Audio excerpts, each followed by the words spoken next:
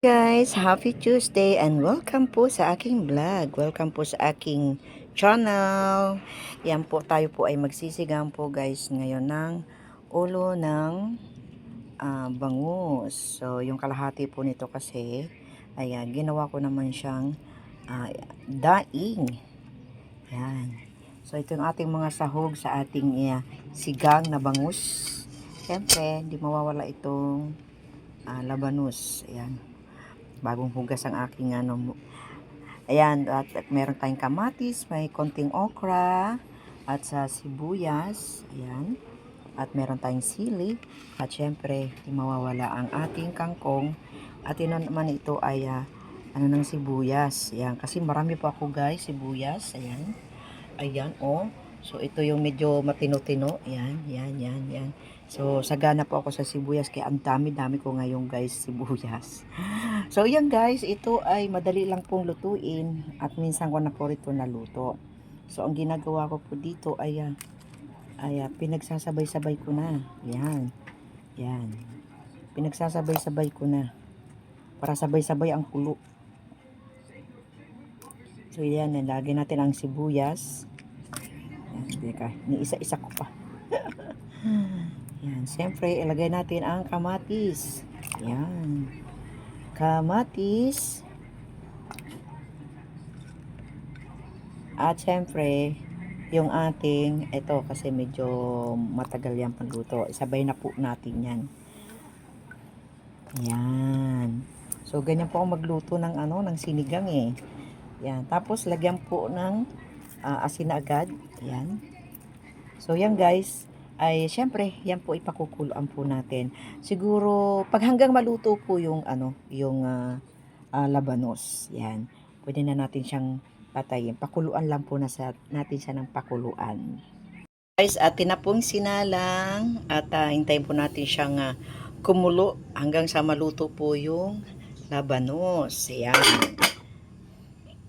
Guys, kumulo na siya.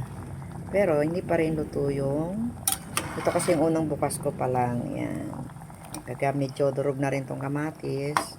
Yung saka mo siya itatambog yung ating isda. Yan. Hindi pa luto yung ating ba ito?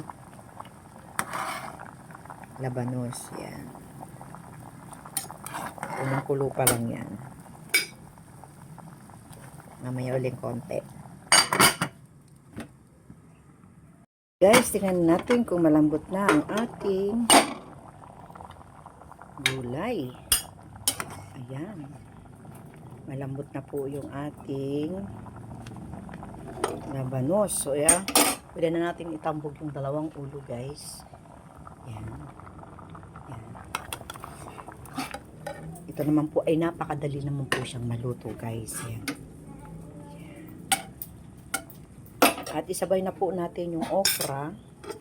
Ito guys, pati yung ng sprout ng sibuyas. Yan.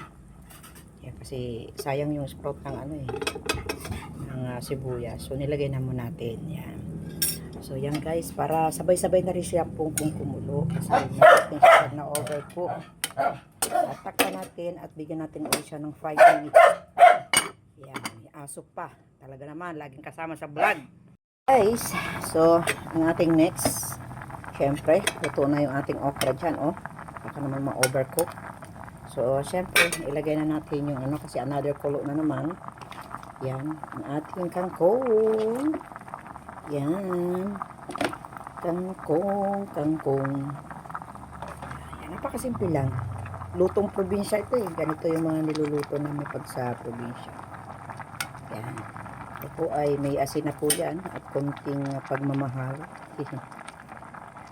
Yan.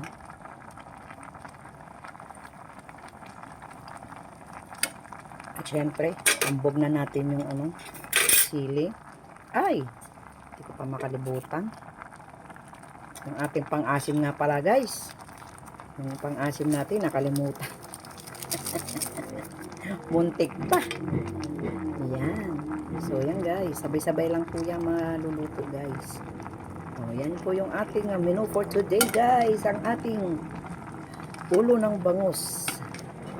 Sinigang. Yan. O, diba? Oh, mga ilang minuto na lang to. Wala pang isang minuto, luto na po itong kangkong, di ba? So, ganun lang po ako magluto guys para hindi naman masyadong labog lahat ng ating gulay. Ayan. So, yan na lang guys. Thank you sa inyong panonood. Maraming po salamat. Sana po nag-enjoy po kayo dito sa aking nilutong sinigang na ulo ng bangus. Bye-bye po and God bless po sa ating lahat. Thank you, thank you. Bye!